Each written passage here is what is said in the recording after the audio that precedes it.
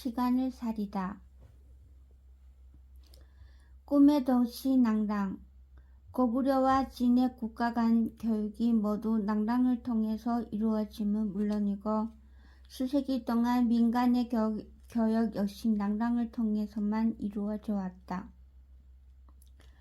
고구려 상인이 자유롭게 갈 수 있는 유일한 진나라 땅, 그리고 진나라 상인이 도달할 수 있는 나라의 끝자락, 그곳이 바로 낭랑이었다. 진의 국력이 시함에 따라 실질적인 자치국이 된 낭랑에서는 이런 지리적 이점을 노리고 개인 간의 교역에 대해 높은 세금을 부과해 왔지만 상인들의 발걸음은 끊이지 않았다. 낭랑은 전쟁을 치르고 있는 상대국의 상인들도 크게 까다롭지 않게 받아들였다.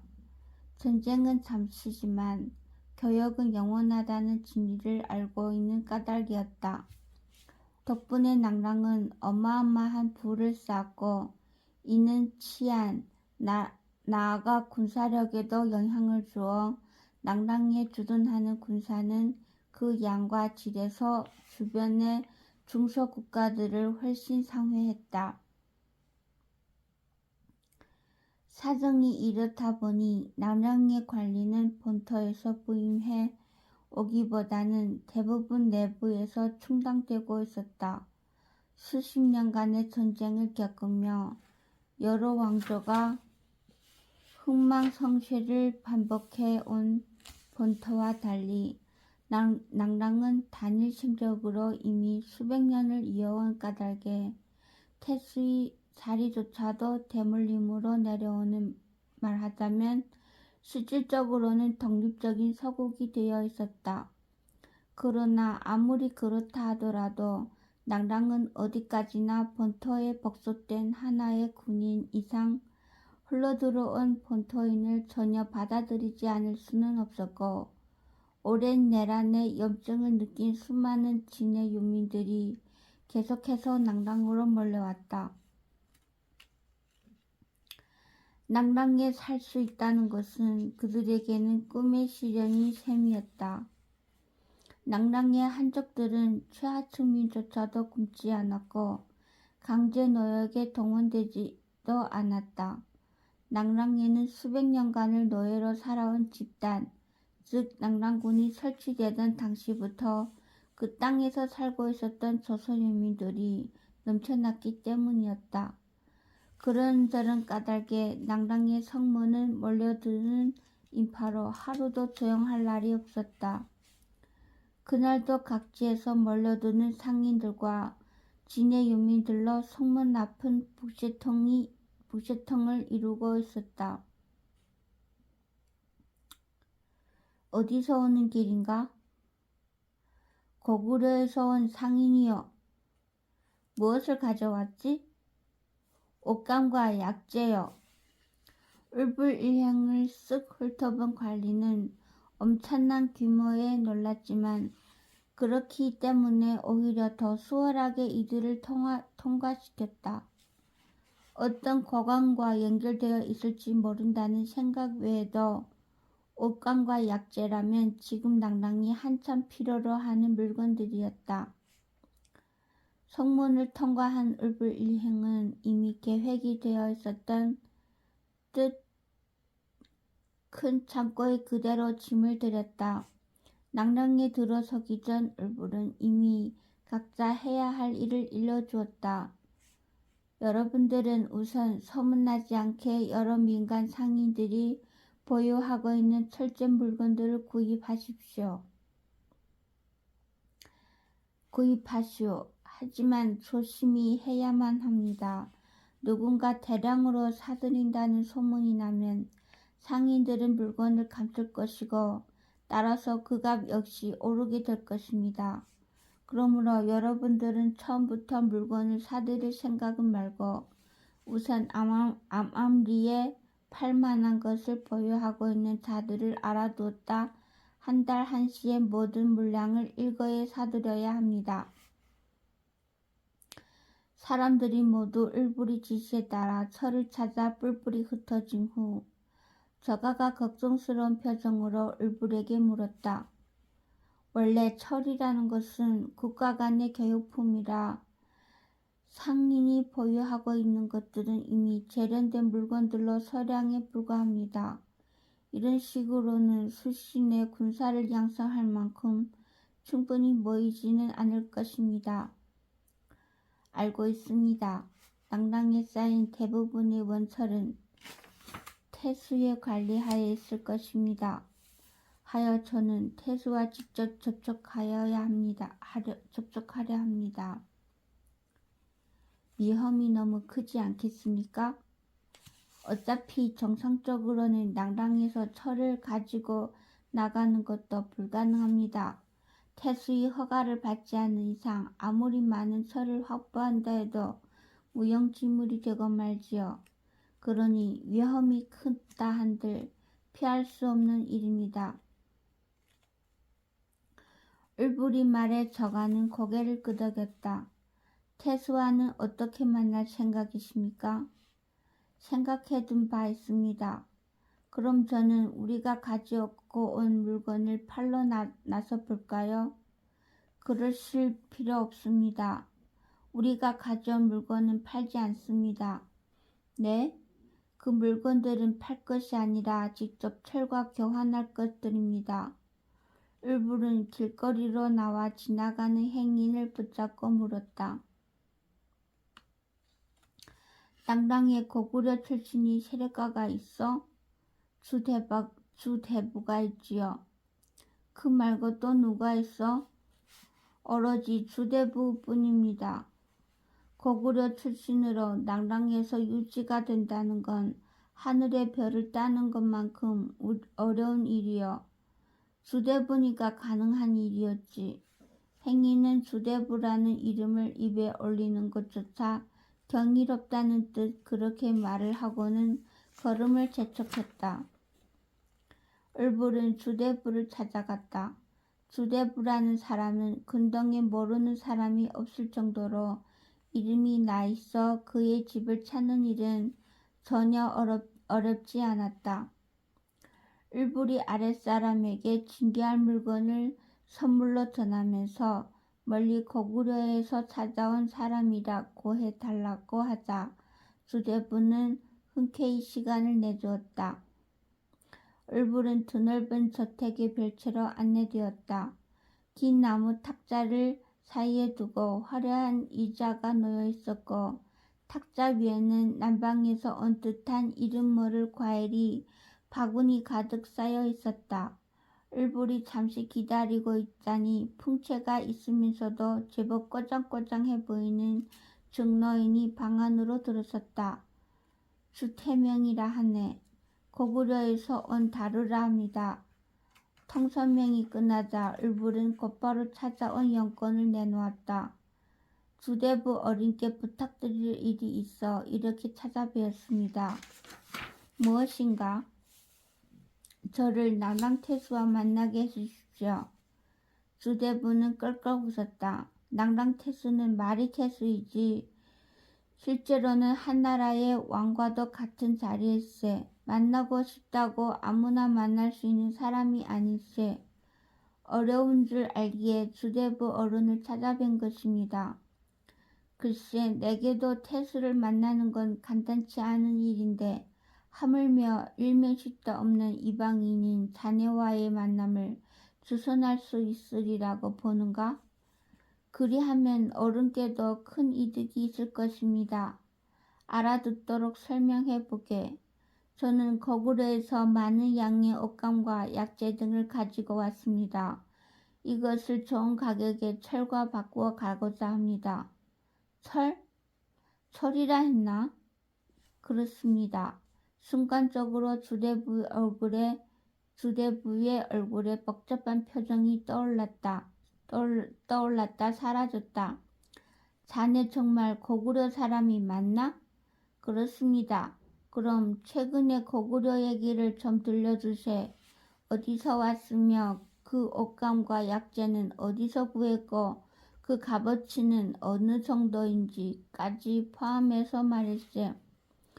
을불이 고구려 사정을 상세히 들려주자 그는 찬찬히 을불을 뜯어보며 말했다.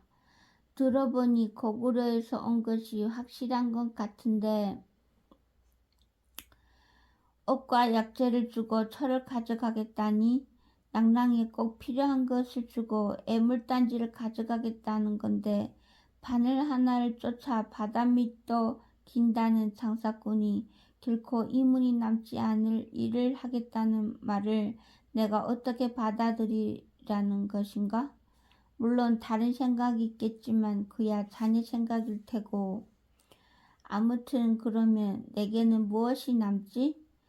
제가 가져온 물건들로 벌어들이는 이문을 모두 드리겠습니다. 뭐라? 주대부는 놀라 큰 소리로 반문했다. 애초에 저는 철을 구하러 온 것입니다.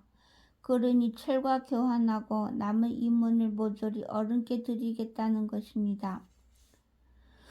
자네 정말 장사꾼이 맞나?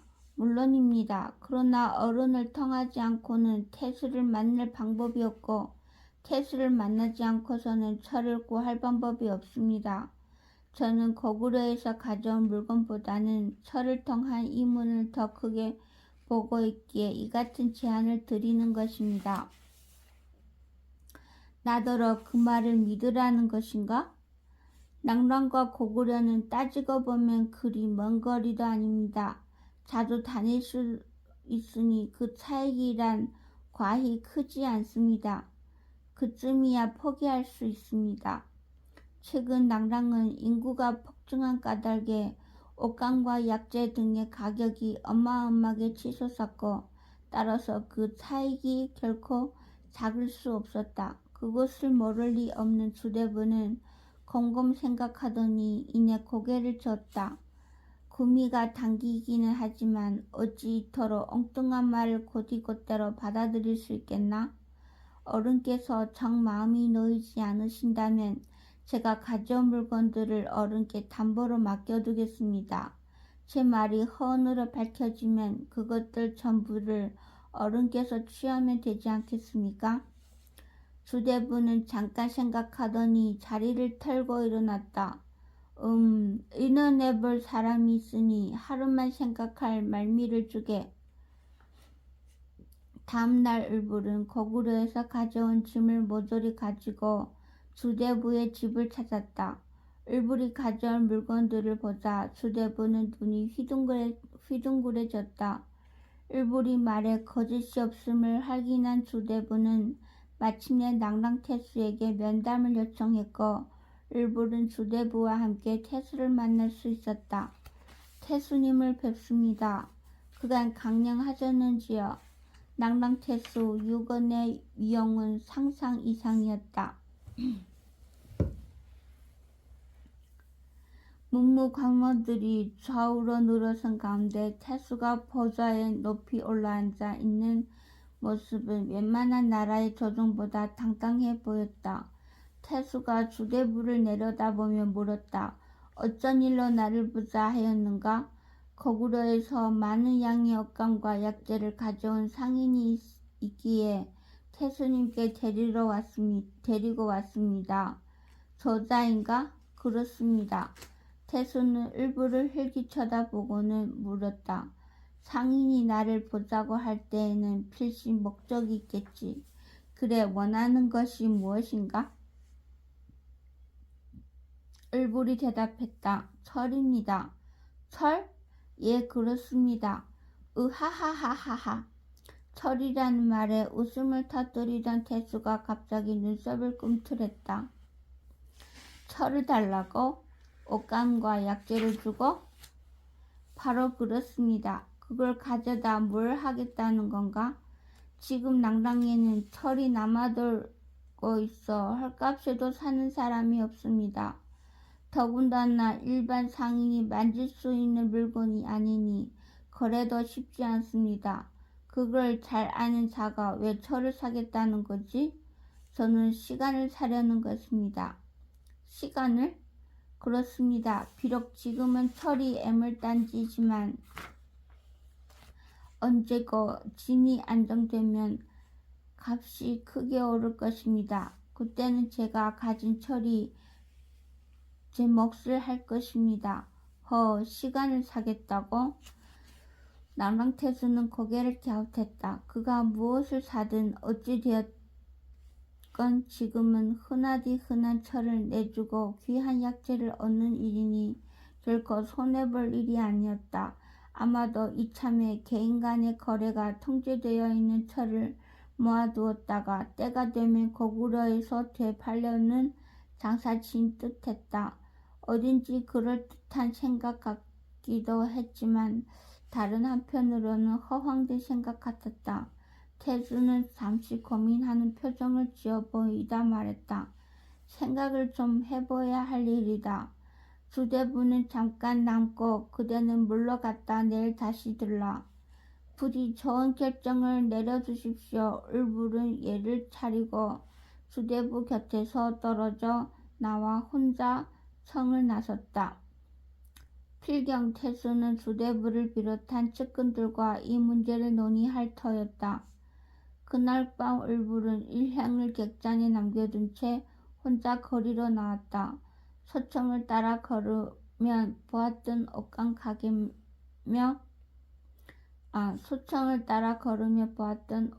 가게며 반지꼬리를 파는 가게들이 그때와 다름없이 등불을 밝힌 채 물건을 팔고 있었다.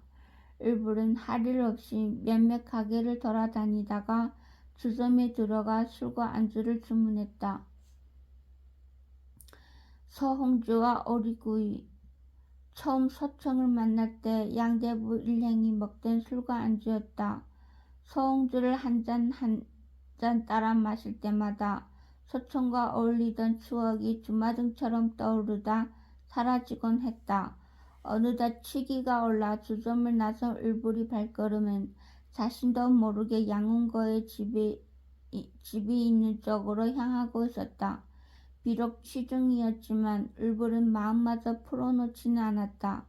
물론 지금은 복장이나 두발 등 행색이 몰라볼 만큼 달라져 있었지만 그들 세 사람 중 어느 누구의 눈에도 띄어서는 안 된다는 것을 모르지 않았다. 양운거의 집은 방정균이 진형을 펼치던 그날 밤처럼 등불이 환하게 밝혀져 있었다. 을불은 몸을 낮춘 채 조심스럽게 다가갔다. 그때였다. 흐흐. 어둠 속에서 누군가가 소리를 죽이고 숨을 들이마시는 동정이 느껴졌다. 을불은 본능적으로 걸음을 멈추고 몸을 낮췄다. 을불이 열심히 보니 낭랑 군복을 입은 사내 하나가 한다름에 담 옆에 큰 나무로 뛰어올라 담 안을 살피고 있었다. 사내가 몸을 숨기고 있는 나무는 워낙 큰 데다 가지도 많고 잎도 무성해 뛰어오르는 그 순간 발각되지 않으면 들킬 염려가 없는 안전한 은폐물이었다. 을불은 지난날 무련장을 훔쳐보던 자신의 모습이 생각나 잠깐 실소를 지었다. 을불은 그러면서 나무 위 사내가 하는 양으로 보아 밀탐꾼이 분명하다는 생각이 들었다. 이 밤에 군복을 입고 무련장을 엿보고 있는 사람은 틀림없이 스승인 양운거에게 해가 될 자가 분명했다. 을불은 양운거에게 그의 존재를 알려주어야 한다는 생각이 들어 발밑에서 돌멩이 2개를 집어들었다. 그러고는 무련장과 나무 위 사내를 향해 거의 동시에 팔매질을 했다. 타닥 탁 무련장의 병사들이 갑자기 날아온 돌에 놀란 것과 군복이 사내가 나무에서 뛰어내리는 것은 거의 동시였다. 자객이다. 잡아라. 삐. 군병들이 호적 소리와 밀치는 소리가 들리더니 곧 이어 무련장에서 몇 사람이 솟구쳐 올랐다. 을불은 돌멩이 하나를 더 주워 들고 있다가 사내가 자기 앞으로 달려오자 그의 정강이를 겨냥해 힘껏 던졌다. 전혀 예상치 못했던 곳에서 날아온 돌에 정통으로 정강이를 맞은 사내는 몸의 균형을 잃고 몇 발짝 내딛지도 못한 채 그 자리에 쓰러지고 말았다. 아무리 고수라 해도 어둠 속에서 소리 없이 날아온 돌을 피해가기는 불가능했을 터였다. 간신히 몸을 일으킨 사내는 이제 이를 악문 채 필사적으로 기기 시작했다. 그 모습이 너무 처절해 을불은 순간 당황스러웠다. 괜한 일에 끼어든 게 아닌가 싶은 생각이 들었다. 사내가 간신히 근처의 갈대숲으로 몸을 숨길 때쯤 쫓아온 자들의 목소리가 들렸다. 놓치면 안 된다. 흩어져서 찾아라. 멀리는 못 갔을 것이다. 귀에 익은 음성은 방정균의 것이었다. 무슨 일이냐? 뒤이어 달려온 사람의 음성 역시 너무나 귀에 익었다. 양운거, 바로 불철주야 자신에게 무예를 가르쳐주던 스승의 목소리였다.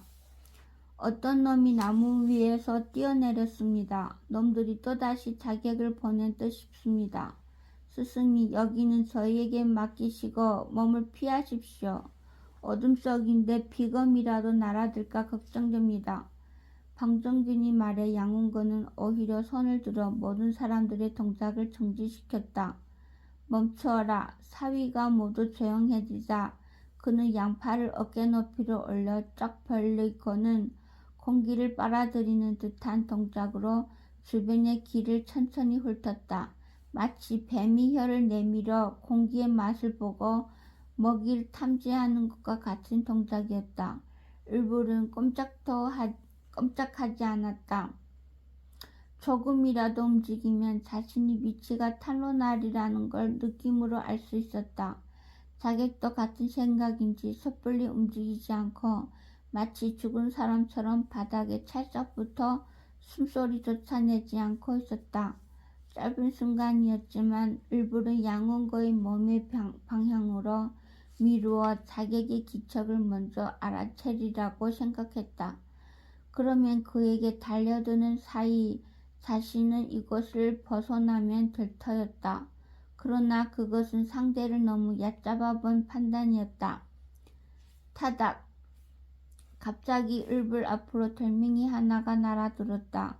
이번에는 자객이 시선을 돌리기 위해 을불 쪽으로 돌멩이를 날려보냈던 것이다. 그 소리에 모든 사람들의 눈초리가 을불이 있는 쪽으로 모아졌고 동작이 빠른 몇몇은 이미 을불 쪽을 향해 몸을 움직이고 있었다. 이런 을불은 자객에게 당했음을 알고 쓴웃음을 지었다. 나와라! 다가와 외치는 병사들의 맨 앞에는 방정균이 있었다. 을불은 급한 중에도 양운거에게로 눈길을 돌렸다. 양운거는 멀찍이 서서 이쪽을 바라보고 있었다. 순간 을불은 모든 사람의 주의가 이쪽으로 쏠린 사이 자객이 양운거를 급습할 수 있다는 생각이 들었다. 을불은 웅크리고 있던 자리에서 펄떡 뛰어 자객이 있는 자리로 몸을 날렸다. 여기다! 이미 코앞까지 와있던 병사들은 을불의 모습을 드러내자 함성을 지르고 달려들었다. 을불은 재빠른 동작으로 그들을 피한 후 자객에게로 내달렸다. 자객은 을불이 자신을 덮쳐오는 걸 느끼자 번개 같은 동작으로 몸을 일으키며 외쳤다. 여기다! 잡아라! 어둠 속인데다 낭랑 군복을 입고 있는 그와 병사들에게 쫓기고 있는 을불의 상황은 전반되었다. 자객이 노림수대로 병사들은 오로지 을불을 향해 창을 겨누며 달려들었다. 을불은 무작정 도주하려다 양운거의 생각에 미쳤다. 칠흑 같은 어둠 속에서 병사들과 섞인 자객이 손을 쓰면 양운거는 매우 위험할 것이었다. 자신만이 자객을 인지하고 있지만 지금 이 상황에서는 그의 정체를 드러낼 방법이 없었다. 진퇴양난에 처한 을불의 목에서 돌연 괴이한 기합이 터져 있었다. 아싸라! 기합을 넣으면서 을불은 양운거를 힐끔 본과 동시에 자객에게 달려들었다. 그러나 자객은 너무도 쉽게 몸을 피해 병사들 속으로 섞이며 어둠 속에서 이를 드러내고 웃었다. 이미 을불은 자객으로 낙인 찍혀 버렸고 진짜 자객은 안전하게 피신해 버린 것이었다. 그는 병사들과 섞이더니 옆에 있는 병사의 상을 빼앗아 들고는 을불을 향해 힘차게 찔러왔다. 그의 창끝은 다른 병사들이 것과는 확연히 달랐다. 을불은 가까스로 옆으로 몸을 피했지만 그는 능숙한 솜씨로 빗나간 창을 걷어들이더니 더욱 확실한 동작으로 을불을 공격해왔다. 도저히 피할 수 없는 상황이었다. 만만치 않은 자객의 창끝이 을불이 가슴팍을 노리고 힘차게 내밀어진 순간 뒤편에서 한 자루의 칼이 튀어나와 창을 막았다. 쨍그랑! 을불은 얼른 몸을 날려 병사들 무리 밖으로 벗어난 다음 창을 막아준 사람의 얼굴을 힐끗 훔쳐봤다. 역시 양운거였다. 을불은 틈을 타 어둠 속으로 내달렸고 병사들이 그를 뒤쫓으려는 순간 양운거의 외침이 터져나왔다. 멈춰라! 자객은 이놈이다!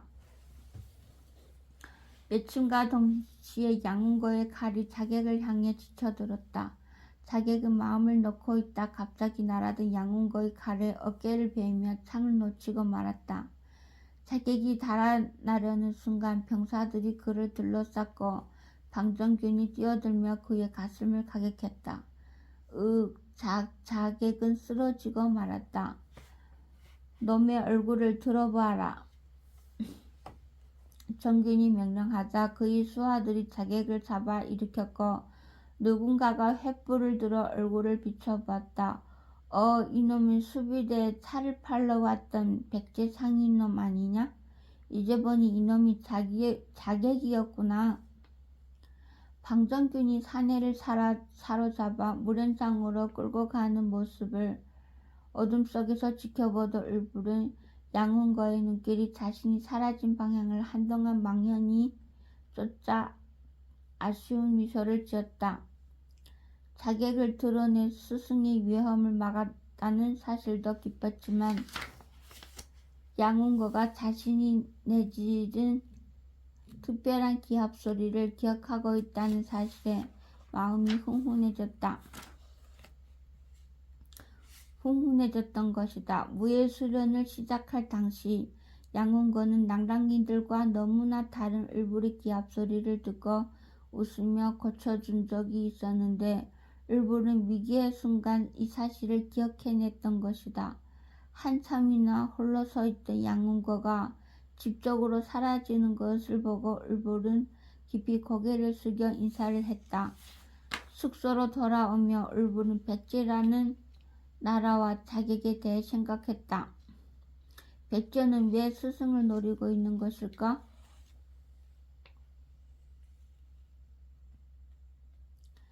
그쯤 백제는 진의 혼란을 틈타 자층 여소와 진평으로 그 세력을 넓혀가고 있었다. 하지만 이전부터 정작 백제가 마음에 든 건 낭랑이었다. 동청망 시절 위의 유주사사 관구검이 낭랑태수 유무를 동원해 고구려를 공격하자 그 허술한 틈을 타 백제 고위왕은 사장 진충으로 하여금 낭랑의 수성현을 공격하기도 했다. 또한 고위왕의 아들 채께왕은 왕위에 오른 후 대방태수의 딸과 혼인하여 정비로 삼았고 고구려의 서천왕이 대방을 치자 구원병을 보내기도 했다. 고구려가 여하유역을 자신들이 잃어버린 옛 땅으로 생각하듯이 백제 또한 마찬가지 이유로 집요하게 요소를 공략해왔던 것이다. 을불은 무효의 말을 떠올렸다. 무효는 백제가 낭랑을 취하면 일거에 강국으로 부상하게 될 것이라고 했다. 그렇게 되면 고구려는 북쪽의 선비, 서쪽의 진나라에 이어 백제로부터 위협받게 되는 것이었다. 더군다나 백제는 바다 건너 미추홀에서도 차츰 북진해 오면서 고구려와 대치하고 있는 형국이었다. 그러고 보면 백제는 고구려에게 아주 위협적인 존재인 셈이었다. 하지만 살아생전 안국군은 백제가 실제는 고구려의 시조대왕인 덕명왕의 두 아들 온조와 비류가 세운 나라이니 품을 수 있어야 한다고 가르침을 주기도 했었다. 당신은 어려서 무심히 넘겨들은 말이었는데 지금 생각하니 백제는 친구인지 적인지 한번 깊이 판단할 나라라는 생각이 들었다. 다음날 낭랑태수는 웃음띤 얼굴로 을부를 맞았다. 결정해놓으라. 철은 그대가 가져가고 약재와 옷감을 나에게 달라. 교환 조건은 주대부가 정하는 대로 해도 되겠는가? 예. 을부는 속으로 미소를 지었다. 일이 계획대로 차곡차곡 진행되고 있는 것이다. 여봐라. 고구려 상인이 싣고 온 약재와 옷감을 창고에 들이고 철을 내주어라. 이 모든 일은 주대부가 주관할 것이니 그의 명령에 따르도록 하라. 낭랑태수는 막대한 양의 약재와 옷감이 창고에 재기 시작하자 기쁨을 감추지 못했다. 태수는 을부를 개인 간의 거래가 통제되어 있는 철을 사두었다가 때가 되면 고구려에서 되팔리는 순진한 장사치를 생각한 것이다. 시간을 사겠다니 어딘지 그럴듯한 말 같기도 했지만 태수가 보기엔 허황된 생각이었다. 주대부가 제시한 조건은 낭랑태수의 마음에 쏙 들기도 했지만 을불에게도 만족스러운 것이었다. 일이 성사되면 을불로부터 상당한 이익을 챙기게 되어 있는 주대부의 협상력이 을불 쪽으로 기울어져 있으면 두말할 필요도 없었다. 이제 준비가 끝났습니다. 상단을 먼저 출발시킬까요? 물건 교환이 끝나 철을 실은 우차와 마차를 떠나보내기 직전 저가가 묻자 을불이 말했다. 아니요, 잠깐만요. 함께 보낼 사람이 있습니다. 을불은 저가에게 먼 길을 떠나야 하니 짐꾼들과 호위무사들을 잘 먹여 쉬게 하도록 한 후 양우를 데리고 저자로 향했다. 양우는 무술대회 이후 을부를 진심으로 따르는 무사 중 한 사람이 되어 있었다. 혹시 여기 가끔 나타나 걸칙하던 평강이라는 아이를 아십니까? 을불은 저작거리에 이 가게 저 가게를 다니면서 평강의 소식을 물었다. 모두가 고개를 저었지만 6번째 들른 만두포에서 마침내 평강을 아는 사람을 만날 수 있었다. 그 아이 원래 구걸 같은 거 하는 애가 아니에요.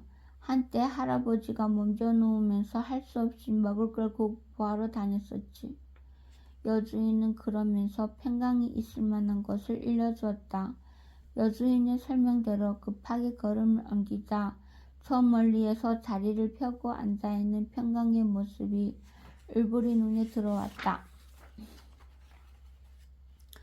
조금 떨어진 곳에서 봐서 그런지 불과 1년 만인데도 평강은 상당히 성장한 모습이었다. 언뜻 보면 몰라보고 지나칠 수도 있을 정도였다. 평강이 앞에는 점이라는 글자가 쓰인 작은 깃발이 땅에 꽂혀 있었다.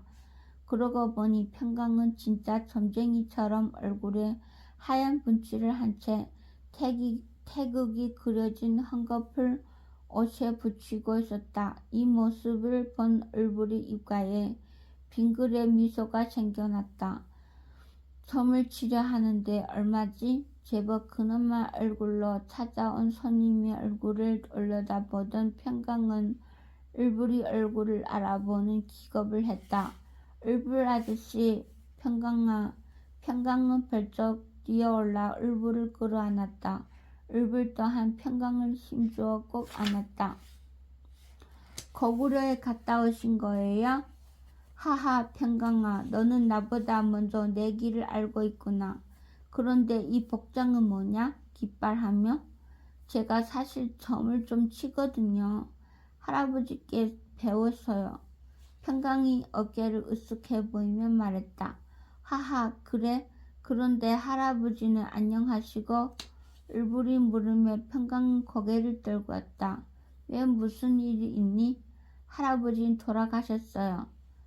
제가 거구려로 갈지도 모른다고 하니까 무척 좋아하셨는데 할아버지라는 말에 조금 전까지 밝기만 했던 평강이 눈에 금방 눈물이 잡혔다. 그랬구나. 미안하다. 아저씨가 한 발 늦어서. 아니에요, 아저씨. 이렇게 진짜로 찾아주신 걸 알면 할아버지가 정말 기뻐하실 거예요. 그래, 평강아, 이제 아저씨와 함께 가자. 정말이에요? 이제 제가 정말 고구려로 가는 거란 말이죠? 그래, 자, 얼른 떠날 채비를 해라. 와, 울불은 떠날 준비를 마친 평강을 수신으로 떠나는 상단에 합류시켰다. 저가는 떠나기 전 고구려의 세력가이자 백년지기 친구에게 수신까지 짐을 운반해 주기를 부탁하고 온 참이라 상단을 일단 고구려까지만 가면 되었다. 저가는 평강을 이탁하는 내용의 서신을 친구에게 썼다. 이제 고구려로 가면 평강 너는 저가 장자님 친구의 집에 머물게 될 거야. 거기서 무예 수련에 힘쓰고 고구려 친구들도 많이 사귀어라. 아저씨는 같이 안 가세요? 나는 여기 일이 있어 좀 이따 출발할 것이다. 일행들도 거기서 다시 만나게 되어 있으니 다 기다려라. 네, 그럴게요. 철을 가득 실은 우마차들에는 낭랑태수의 허가증이 붙어 있었고 저가의 무사들이 호위를 하므로 가는 길에 위험은 없을 것이었다. 그리고 고구려 가문에는 저가의 친구가 기다리고 있다.